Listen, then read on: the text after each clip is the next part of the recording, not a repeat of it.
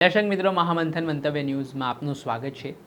અમદાવાદના દાણીલીમડા વિસ્તારમાં ફેસલનગર ખાતે એક હત્યાનો બનાવ સામે આવ્યો છે, જેમાં મિત્રએ મિત્રની કરપીણ હત્યા કરી દીધી છે।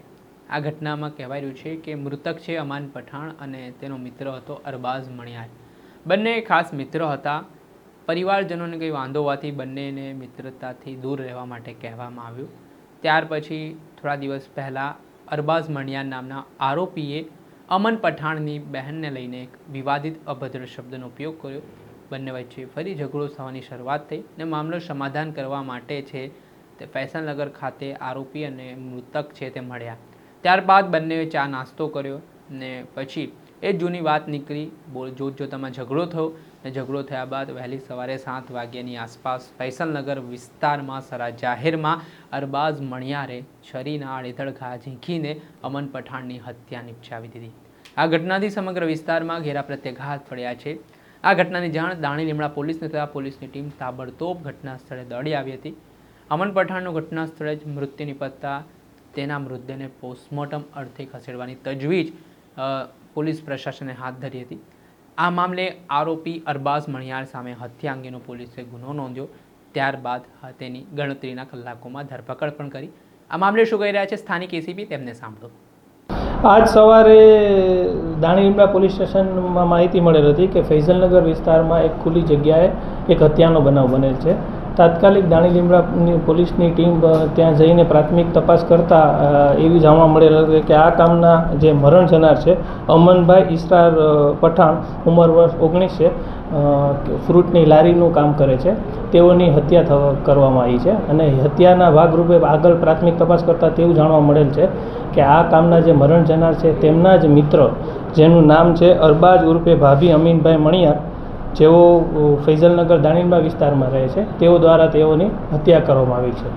તાત્કાલિક દાણીલીમડા પોલીસ ટીમ ટેકનિકલ અને હ્યુમન ઇન્ટેલિજન્સના માધ્યમથી તપાસ કરતાં આ કામના જે આરોપી છે તેઓને હાલમાં જ હસ્તગત કરવામાં આવેલ છે અને આ અનુસંધાને ભારતીય ન્યાય સંહિતાની કલમ 103(1) મુજબ ફરિયાદ દાખલ કરીને આગળની તપાસ હાથ ધરવામાં આવેલ છે।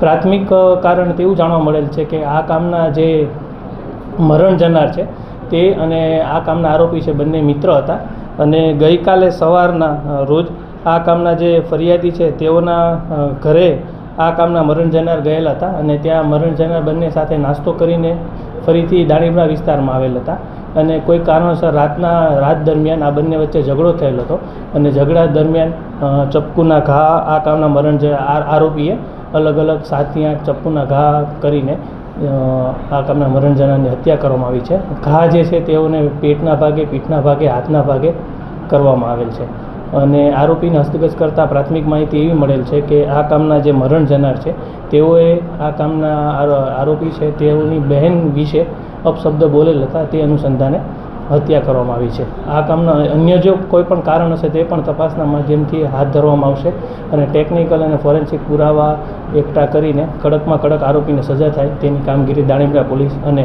એલસીબી દ્વારા કરવામાં આવશે।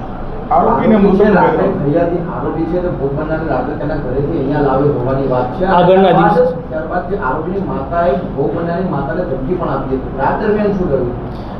આ કામમાં જે પ્રાથમિક પોલીસને માહિતી મળેલ છે એ દરમિયાન આ કામના જે આરોપીને ફરિયાદી ગઈકાલે સવારથી જોડે હતા અને રાત્રે જે પ્રાથમિક હકીકત જે આરોપી પાસેથી જાણવા મળેલ છે કે રાત્રે ફરિયાદી જતા રહેલ હતા, ફરિયાદી જે મરણ જનાર છે તે જતા રહેલ હતા અને અચાનક રાત્રે એ બંને વચ્ચે ફોનમાં વાત થયેલ હતી અને ઝઘડો થયેલ હતો, જેમાં તેઓની બહેનની વિશે ખરાબ ટિપ્પણી કરવાની પ્રાથમિક હકીકત જાણવા મળી છે। તે અનુસંધાને ઉશ્કેરાઈને આ કામના આરોપીએ છે જે તેમના મિત્ર જ હતા તેઓને મિત્રની હત્યા કરી નાખવામાં અને આ જે માહિતી છે તે માહિતી આ કામના આરોપીના મધરે જ તે જે મરણ જનારના મધરને આપેલ હતી ફોન દ્વારા અને ત્યારે તેઓને જાણ થતાં પોલીસને જાણ કરવામાં આવેલી હતી અને આગળની કાર્યવાહી કરવામાં આવેલ હતી।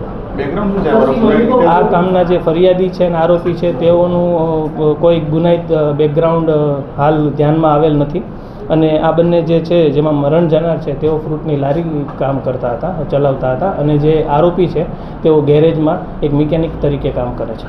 तो उसकी मम्मी को फोन वगैरह आया था कि अपने बच्चे को ले जाओ वरना मैं उसका मर्डर कर दूँ, उसकी मम्मी का स्टेटमेंट। ના, પ્રાથમિક એવી કોઈ હકીકત પોલીસ પાસે જાણવામાં નથી મળેલ, પરંતુ આ જ્યારે મર્ડરની ઘટના થઈ હતી ત્યારે આરોપીના મધર દ્વારા ફરિયાદીના મધરને કોલ કરવામાં આવેલો હતો અને આ પાછળ પણ અન્ય પણ શું ઘટના બનેલ હતી તે હાલ પોલીસ તપાસ કરી રહી છે અને એ તપાસના ભાગરૂપે આગળ તપાસ કરીને આગળની ઘટતી કાર્યવાહી કરવામાં આવશે. બંનેમાંથી કોઈનો ગુનાહિત ભૂતકાળ ખરો? ના, આ બંનેમાંથી કોઈ ગુનાહિત ભૂતકાળ પોલીસને જાણવા મળેલ નથી. આપે સાંભળ્યા હતા સ્થાનિક એસીપી યુવરાજસિંહ ગોહિલ. તેમના સમગ્ર ઘટનાને લઈને માહિતી આપી છે ને હ્યુમન ઇન્ટેલિજન્સ અને ટેકનિકલ એનાલિસિસનો ઉપયોગ કરીને આ હત્યા કરનાર આરોપી અરબાઝ મણિયારની ગણતરીના કલાકોમાં પોલીસે ધરપકડ કરીને હવે તેને કાયદેસરની કાર્યવાહી કરી જેલના સળિયા પાછળ ધકેલવાની તજવીજ દાણી લીમડા પોલીસે હાથ ધરી છે. પરંતુ સરા જાહેરમાં હત્યાના બનાવથી સમગ્ર વિસ્તારમાં ડરનો માહોલ સર્જાયો છે. દર્શક મિત્રો, આવા જ ક્રાઇમથી જોયેલા સમાચાર, આવા અવનવા વિડીયો આપના સુધી પહોંચાડતા રહીશું, એટલે મહામંથન મંતવ્ય ન્યૂઝ જોતા રહો.